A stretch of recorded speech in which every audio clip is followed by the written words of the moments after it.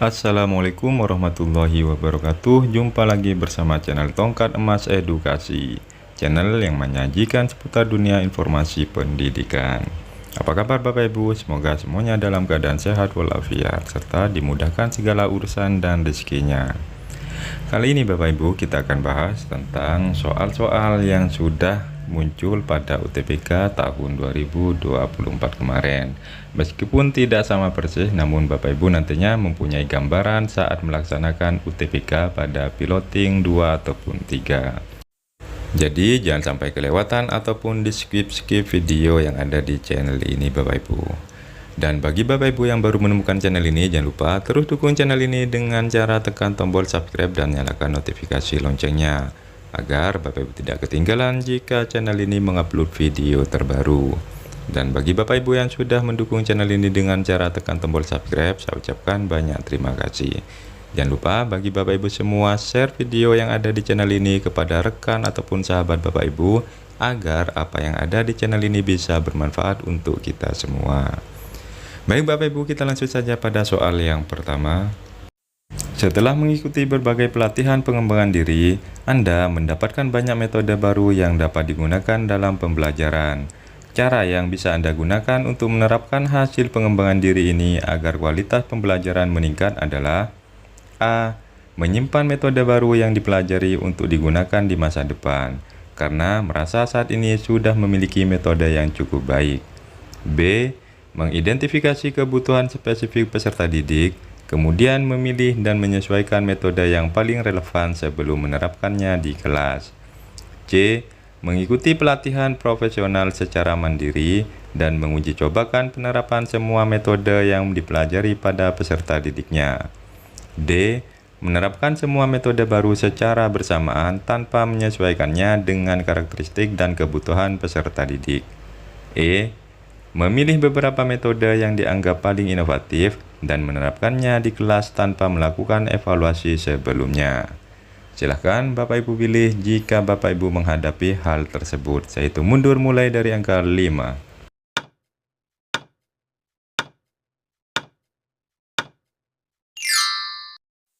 Yap, jawaban yang paling tepat adalah mengidentifikasi kebutuhan spesifik peserta didik, kemudian memilih dan menyesuaikan metode yang paling relevan sebelum menerapkannya di kelas. Jadi, berdasarkan soal yang ada, yang paling tepat dan sesuai adalah B, Bapak Ibu.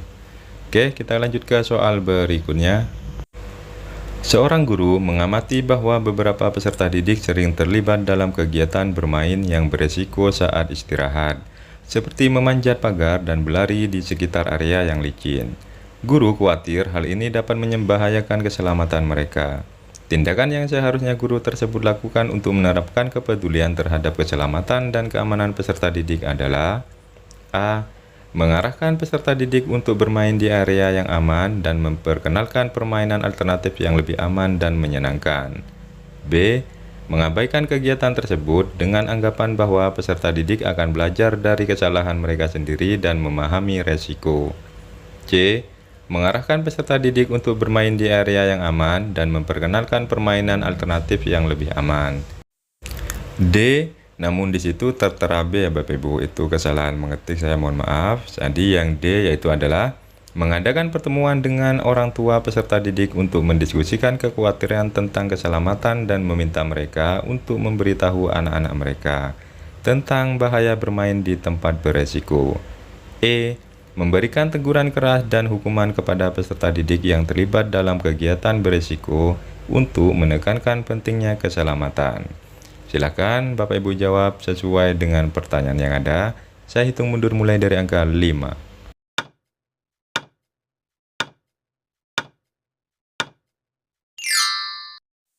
Yap, jawabannya adalah mengarahkan peserta didik untuk bermain di area yang aman dan memperkenalkan permainan alternatif yang lebih aman dan menyenangkan.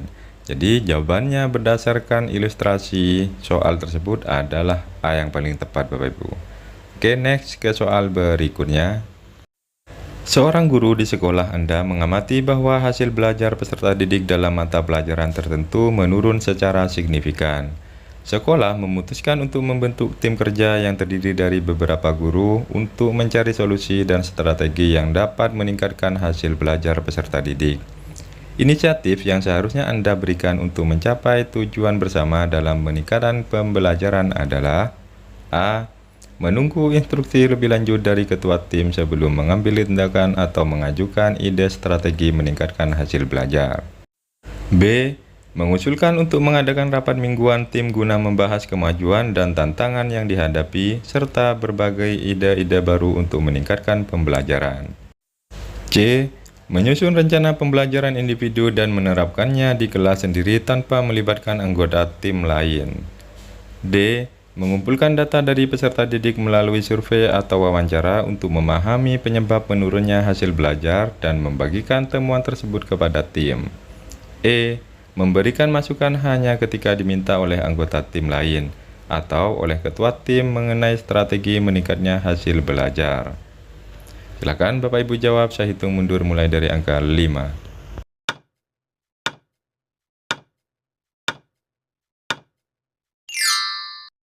Yap, jawabannya adalah mengusulkan untuk mengadakan rapat mingguan tim guna membahas kemajuan dan tantangan yang dihadapi, serta berbagi ide-ide baru untuk meningkatkan pembelajaran. Jadi, di situ yang paling tepat berdasarkan uraian soal adalah B, Bapak Ibu. Oke, kita lanjutkan ke soal berikutnya. Seorang guru menyadari bahwa beberapa peserta didik mengalami kesulitan dalam mengikuti pelajaran karena kurangnya dukungan pembelajaran di rumah. Guru tersebut ingin membantu orang tua atau wali agar dapat lebih efektif mendukung pembelajaran anak-anak mereka di rumah. Tindakan yang seharusnya guru lakukan adalah A. Menyusun modul pembelajaran yang bisa diakses oleh orang tua atau wali secara online tanpa ada komunikasi langsung. B. Mengadakan pertemuan rutin dengan orang tua atau wali untuk memberikan panduan dan strategi pembelajaran di rumah, serta mendengarkan umpan balik mereka. C. Memberikan tugas tambahan kepada peserta didik untuk dikerjakan di rumah dengan harapan orang tua atau wali akan terlibat dalam proses pembelajaran. D. Mengirimkan pesan singkat melalui aplikasi pesan setiap minggu untuk mengingatkan orang tua atau wali tentang tugas-tugas yang harus diselesaikan oleh anak-anak mereka. E. Mengundang orang tua atau wali untuk datang ke sekolah saat acara khusus dan memberikan penjelasan singkat tentang pentingnya keterlibatan mereka dalam pembelajaran di rumah. Silakan Bapak Ibu jawab, saya hitung mundur mulai dari angka 5.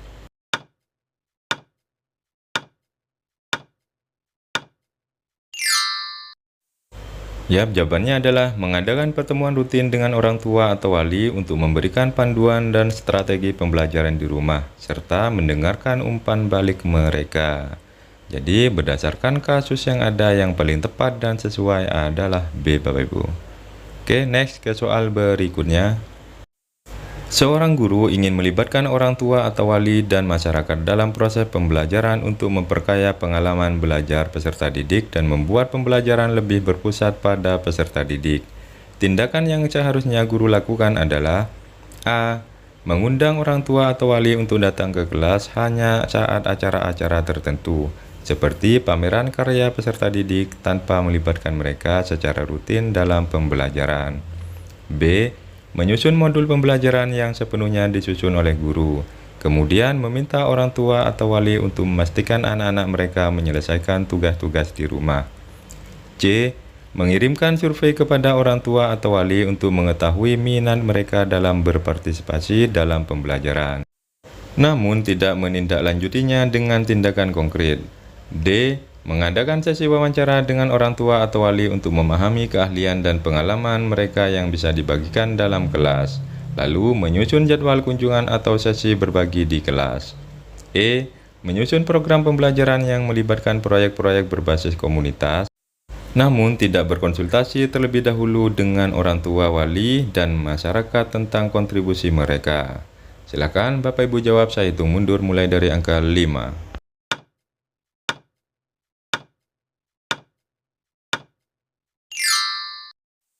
Yap, jawabannya adalah mengadakan sesi wawancara dengan orang tua atau wali untuk memahami keahlian dan pengalaman mereka yang bisa dibagikan dalam kelas, lalu menyusun jadwal kunjungan atau sesi berbagi di kelas. Jadi, berdasarkan pertanyaan yang ada, yang paling tepat dan sesuai jawabannya adalah D, Bapak Ibu. Next, kita lanjut ke soal berikutnya.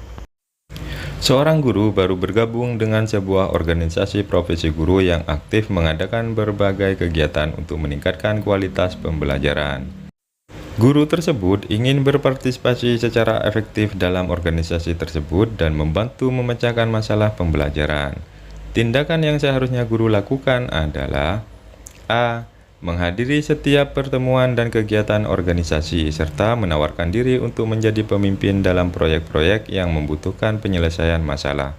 B. Menghadiri pertemuan organisasi secara pasif, hanya mendengarkan diskusi tanpa berkontribusi ide atau solusi. C. Menghadiri beberapa pertemuan dan memilih proyek yang sesuai dengan keahliannya, kemudian berkontribusi dengan ide-ide dan solusi yang relevan. D. Menghadiri kegiatan organisasi ketika memiliki waktu luang, namun tidak terlibat dalam diskusi atau proyek yang sedang berjalan. E. Menjadi anggota organisasi tersebut sebagai wujud kontribusi sebagai guru, tanpa berpartisipasi aktif dalam kegiatan atau diskusi apapun. Silahkan Bapak Ibu jawab, saya hitung mundur mulai dari angka 5.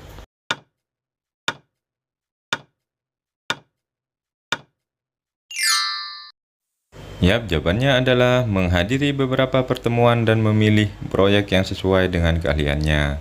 Kemudian berkontribusi dengan ide-ide dan solusi yang relevan. Jadi berdasarkan kasus yang ada, yang paling tepat dan sesuai jawabannya Bapak Ibu adalah C. Oke, kita lanjutkan ke soal berikutnya. Sebagai pengelola dana BOS, Bu Ana diminta oleh kepala sekolah membuat kwitansi kosong. Belakangan Bu Ana tahu jika kepala sekolahnya membeli laptop baru dan menggunakan kwitansi kosong yang pernah dibuatnya untuk kegiatan yang sebenarnya tidak pernah ada. Yang akan Anda lakukan jika Anda menjadi Bu Ana adalah A. Merasa menyesal dan menyampaikan kepada kepala sekolah ketidaknyamanan yang dirasakan atas praktik tidak baik tersebut. B. Membiarkan saja dan memilih untuk tidak bereaksi. Biarlah menjadi urusan kepala sekolah saja yang tidak jujur. C. Membuat tulisan lepas di media sosial agar kepala sekolah tersebut mendapatkan sanksi sosial. D. Membicarakannya dengan sesama kolega guru karena bingung harus berbuat apa di tengah situasi yang tidak benar ini. E. Menyesal telah menuruti perintah kepala sekolah tanpa mencoba melakukan sesuatu. Silahkan Bapak Ibu jawab, sesuaikan dengan soal yang ada, situasi yang ada. Cari jawaban yang paling tepat dan sesuai. Saya hitung mundur mulai dari angka 5.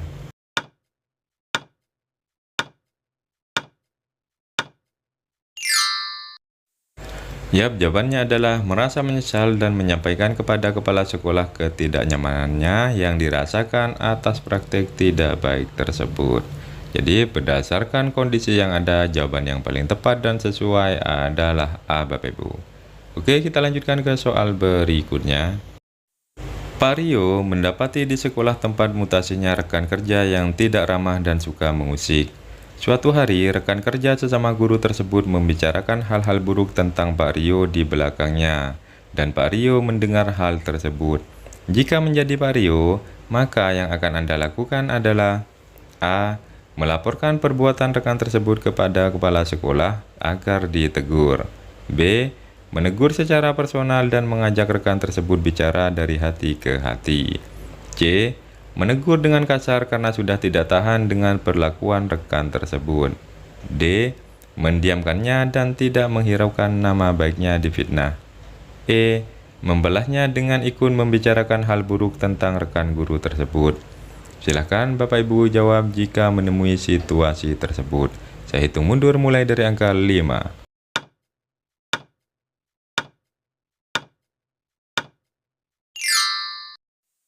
Yap, jawabannya adalah menegur secara personal dan mengajak rekan tersebut bicara dari hati ke hati. Jadi berdasarkan situasi yang ada, yang paling tepat jawabannya adalah B, Bapak Ibu. Oke, kita lanjutkan ke soal berikutnya.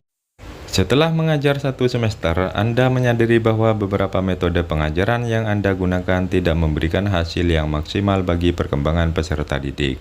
Anda ingin meningkatkan efektivitas pengajaran Anda di semester berikutnya. Bentuk refleksi dan perencanaan kebutuhan pengembangan diri yang berpusat pada peserta didik yang bisa Anda buat adalah A. merefleksi diri sendiri atas hasil yang kurang memuaskan, dan mencoba menemukan metode pengajaran baru tanpa melibatkan peserta didik. B. Mendiagnosa metode pengajaran yang mereka anggap efektif dan merencanakan strategi baru berdasarkan masukan dari peserta didik dan rekan sejawat. C. Merasa metode pengajaran sudah efektif dilakukan. Hasil refleksi yang ada belum tentu menunjukkan hasil yang sebenarnya. D. Menggunakan hasil refleksi menjadi bahan renungan diri agar menjadi semester berikutnya menjadi lebih baik lagi. E. Mengikuti pelatihan profesional secara mandiri dan menguji cobakan penerapan semua metode yang dipelajari pada peserta didiknya. Silahkan Bapak Ibu jawab, saya hitung mundur mulai dari angka 5.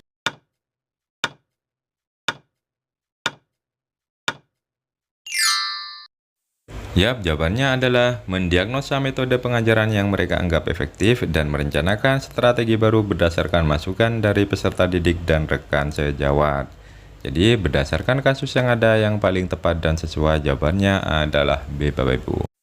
Jadi, kata kunci dalam soal tersebut yaitu Bapak Ibu, refleksi dan perencanaan kebutuhan pengembangan diri yang berpusat pada peserta didik. Dan itu sesuai dengan apa jawaban B, yaitu mendiagnosa diri, kemudian mendengarkan masukan dari peserta didik atau melibatkan peserta didik serta rekan sejawat. Artinya di sini ada kolaborasi dengan rekan sejawat ataupun masukan dari peserta didik. Oke Bapak Ibu, mungkin itu saja yang dapat saya sampaikan pada pertemuan kali ini. Semoga apa yang sudah saya sampaikan hari ini bisa bermanfaat bagi Bapak Ibu semua. Dan saya doakan bagi Bapak Ibu yang melaksanakan UTBK Piloting 2 ataupun 3, semoga semuanya mendapat nilai yang sangat memuaskan, sehingga pada akhirnya Bapak Ibu akan mendapatkan sertifikat pendidik pada tahun 2024 ini. Dan bagi Bapak Ibu yang baru menemukan channel ini, jangan lupa juga dukung terus channel ini dengan cara tekan tombol subscribe dan nyalakan notifikasi loncengnya, agar Bapak Ibu tidak ketinggalan jika channel ini mengupload video terbaru.